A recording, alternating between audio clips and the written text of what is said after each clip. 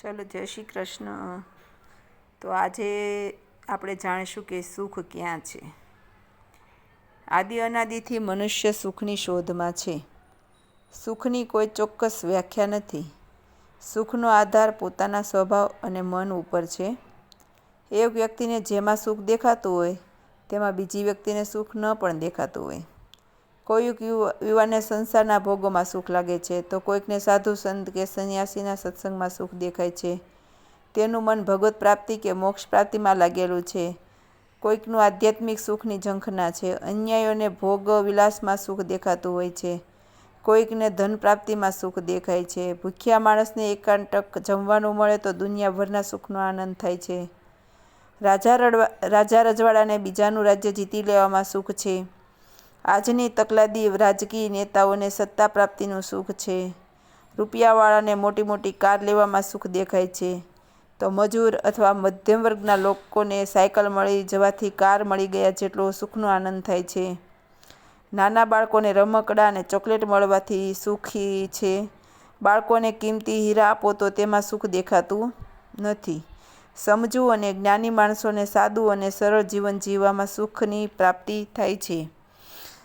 કોઈકને વ્યસન ફેશનમાં સુખનો અનુભવ થાય છે.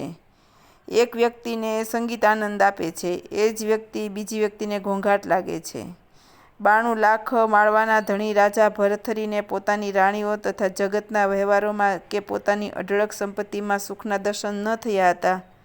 તેથી રાજપાટ મહેલો રાણીઓને છોડી સંન્યાસી બની ગયા. બ્રહ્મલીન સ્વામી શ્રી મહારાજ સંસારીનું સુખ ઝાંઝવાના નીર જેવું લાગવાથી સંસારનો ત્યાગ કરી આત્મકલ્યાણનો માર્ગ અપનાવ્યો. પોતે સુખી થયા અને બીજાને સુખી કરી બ્રહ્મપદને પામ્યા. નરસિંહ મહેતાને હરિના ગુણ ગાવામાં સુખ દેખાવાથી ભગવાન પાસે ભવોભવ મનુષ્ય અવતારની માંગણી કરી. દરેક માતા પિતાને પોતાના સંતાનોમાં સુખ દેખાય છે, તેથી તેઓ સંતાનોની ઝંખના કરે છે. પશુ પંખીઓને ઘાસચારો કે ચણ મળે તેનાથી વિશેષ બીજું કંઈ સુખ નથી. કાદવ કીચડમાં આળોટતા ભૂંડને કાદવ કીચડમાં સ્વર્ગનું સુખ સમાયેલું છે. ગાય ભેંસના ગોબરમાં રહેતા કીડાઓને ગોબરમાં લીલા લહેર છે.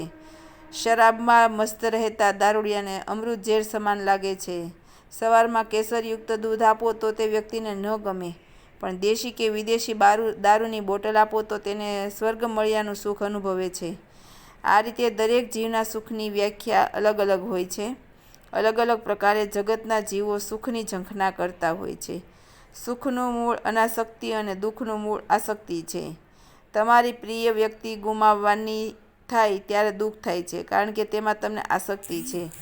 એ જ વ્યક્તિ પ્રત્યે તમને આસક્તિ હોય તો દુઃખ થતું નથી. જગતના ભૌતિક પદાર્થોમાં આસક્તિ ન રાખો તો આખું જગત સુખમય દેખાય છે. મનુષ્યને પરાધીનતામાં દુઃખ અને સ્વાધીનતામાં સુખ લાગે છે. પોતાની રીતે મુક્ત જીવન જીવવામાં જે સુખ છે તે પરાધીનતામાં નથી. પરાધીન સુખ સ્વપ્નેય નથી. મનુષ્યનો જીવ બધા જીવો કરતાં ઉચ્ચ કોટીનો જીવ છે. ઘણા લોકો પાસે ગાડી, બંગલા, અઢળક સંપત્તિ હોવા છતાં દુઃખી હોય છે, કારણ કે ઈશ્વરે આપેલા સુખમાં તેને સંતોષ નથી. બીજાનું જોઈ અને દુઃખી થાય છે કે તેને બંગલો આવો બનાવ્યો તો મારે પણ બનાવવો છે. તેણે ઓડી ગાડી લીધી તો મારે પણ ઓડી ગાડી લેવી છે. આવું અમુક લોકોના મનમાં એવું બેસી ગયેલું હોય છે કે 3 ટક ખાવાનું પણ ન હોય છતાં તે સુખી હોય છે, કારણ કે તેને ઈશ્વરે જે આપ્યું છે તેમાં સંતોષ નર સદાય સુખી હોય છે. આસક્તિ સમાન દુઃખ નથી અને ત્યાગ સમાન સુખ નથી. જ્ઞાની માટે વળી દુઃખ શું અને સુખ શું? આમાંથી શીખવા મળે છે કે જેટલી તમે તમન્નાઓ વધારો છો તેટલા તમે દુઃખી છો, પણ મનને એટલું સંતોષી બનાવો તો તમે સંતોષ માનશો તો સુખી છો. સુખી થવા માટેના 2 રસ્તા છે. એક જરૂરિયાત ઘટાડો અને બીજું આવક વધારો. સુખી ન થવું એ કંઈ અઘરી વાત નથી, પણ બીજાનું કરતાં વધારે સુખી થવું એ મુશ્કેલ છે. જીવનમાં ચડાવ ઉતાર તો આવતા જ હોય છે. ઈચ્છાઓ સર્વ દુઃખોનું મૂળ છે. ઈચ્છાઓ એટલી બધી વધી જાય છે કે એક બેને સાડી લીધી એટલે એ સાડી મારે લેવી જ, અને આ ભાઈએ ગાડી લીધી એટલે ગાડી મારે લેવી જ, કે બીજાએ કોઈએ પણ બંગલો લીધો એટલે બંગલો મારે લેવો જ. એવી ઈચ્છાઓ સીમિત રાખવી નહીં. બીજાને સુખી કરવાની ભાવના રાખનારો કોઈ દિવસ દુઃખી થતો નથી. જો તમે સારા નશાનો વિવેક ભૂલી જશો તો દુઃખ સિવાય કંઈ પ્રાપ્ત કરી શકશો નહીં. એટલે જ આજના હરીફાઈની દુનિયામાં કોઈ પણ હરીફાઈમાં આવી જવું ન જોઈએ. જેટલા તમે હરીફાઈમાં અંદર જશો એટલો તમારો જીવન દુઃખથી ભરેલું લાગશે તમને. અને આવકથી વધારે ખર્ચ કરવાવાળો જીવનમાં સદાય દુઃખ ભોગવે છે. સુખી થવું હોય તો નજર કોઈની હવેલી પર નહીં પણ ગરીબની ઝૂંપડી પર રાખો. મનનો ભિખારી માનવી તેની સંપત્તિનો માલિક નહીં પણ ચોકીદાર છે. હું સુખી છું કારણ એ છે કે મારી પાસે જે છે તેમાં મને સંતોષ છે. આજકાલ લોકોને સંતોષ જ નથી. કોઈ પણ વસ્તુની તમન્ના એક વખત જાગી એટલે તેની પાછળ દોટ જ મૂકે છે. જન્મની અને મરણની કોઈ ચોક્કસ તારીખ નથી. માટે આપણી પાસે જે છે તેમાં સંતોષ રાખી સુખી રહેવું. આવતીકાલની ચિંતા કરી દુઃખી થવું નહીં. ભૂત અને ભવિષ્યકાળને ભૂલી વર્તમાનમાં સદાય સુખી રહેવું. સુખ અને દુઃખ સદાય ટકતા નથી. દિવસે એવું ને એટલું કામ કરવું કે રાત્રે તરત જ ઊંઘ આવી જાય. રાત્રે ઊંઘની ગોળી ન લેવી પડે. આજકાલ લોકોને ગોળી લીધા વગર ઊંઘ નથી આવતી. કેમ કે ધંધા જેવા ઉદ્યમી થઈ ગયા છે કે ગમે ત્યાં માણસને એમ થાય કે આ કરી લો, આ કરી લો, આ કરી લો. એટલે એનું મગજ એટલું સતત એમાં ગૂંચતું જાય છે એટલે માણસને ઊંઘ નથી આવતી. એટલે રાત્રે ગોળી લેવી પડે છે.